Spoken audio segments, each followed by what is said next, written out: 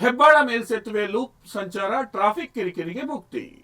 ಬೆಂಗಳೂರಿನ ಅತ್ಯಂತ ಜನದಟ್ಟಣೆಯ ಪ್ರದೇಶದಲ್ಲಿ ಒಂದಾದ ಹೆಬ್ಬಾಳ ಮೇಲ್ಸೇತುವೆಯಲ್ಲಿ ಸಂಚಾರ ದಟ್ಟಣೆ ಕಡಿಮೆ ಮಾಡಲು ಬೆಂಗಳೂರು ಅಭಿವೃದ್ಧಿ ಪ್ರಾಧಿಕಾರ ಮಹತ್ವದ ಹೆಜ್ಜೆ ಇಟ್ಟಿದೆ. ಇಲ್ಲಿನ ಎರಡನೇ ಹೊಸ ಲೂಪ್ ರ್ಯಾಂಪ್ ನಿರ್ಮಾಣ ಕಾರ್ಯ ಪೂರ್ಣಗೊಂಡಿದ್ದು ಪ್ರಾಯೋಗಿಕವಾಗಿ ವಾಹನ ಸಂಚಾರಕ್ಕೆ ಮುಕ್ತಗೊಳಿಸಲಾಗಿದೆ. ಇದರಿಂದಾಗಿ ಕೆಂಪೇಗೌಡ ಅಂತಾರಾಷ್ಟ್ರೀಯ ವಿಮಾನ ನಿಲ್ದಾಣ ಮತ್ತು ತುಮಕೂರು ರಸ್ತೆ ಕಡೆಯಿಂದ ನಗರಕ್ಕೆ ಬರುವ ಸಾವಿರಾರು ವಾಹನ ಸವಾರರಿಗೆ ದೊಡ್ಡ ಮಟ್ಟದ ನೆಮ್ಮದಿ ಸಿಕ್ಕಂತಾಗಿದೆ. ಈ ಹೊಸ ರ್ಯಾಂಪ್ ಬಳಕೆಗೆ ಲಭ್ಯವಾಗಿರುವುದರಿಂದ ಯಲಹಂಕ, ಜಕ್ಕೂರು, ಸಹಕಾರ ನಗರ, ಸಂಜಯ ನಗರ ಮತ್ತು ಕೆಂಪಾಪುರ ಕಡೆಯಿಂದ ಮೇಕ್ರಿ ಸರ್ಕಲ್ ಮೂಲಕ ನಗರ ಪ್ರವೇಶಿಸುವವರಿಗೆ ಹಾದಿ ಸುಗಮವಾಗಿದೆ. ಈ ಹಿಂದೆ ಕೆಆರ್ ಪುರಂ ಕಡೆಯಿಂದ ಬರುವ ವಾಹನಗಳಿಗಾಗಿ ಒಂದು ರ್ಯಾಂಪ್ ತೆರೆಯಲಾಗಿತ್ತು. ಈಗ ಎರಡನೇ ಹಂತದ ರ್ಯಾಂಪ್ ಕಾಮಗಾರಿ ಮುಗಿದಿರುವುದು ಟ್ರಾಫಿಕ್ ಸಮಸ್ಯೆಯನ್ನ ಮತ್ತಷ್ಟು ಕಡಿಮೆ ಮಾಡಲಿದೆ.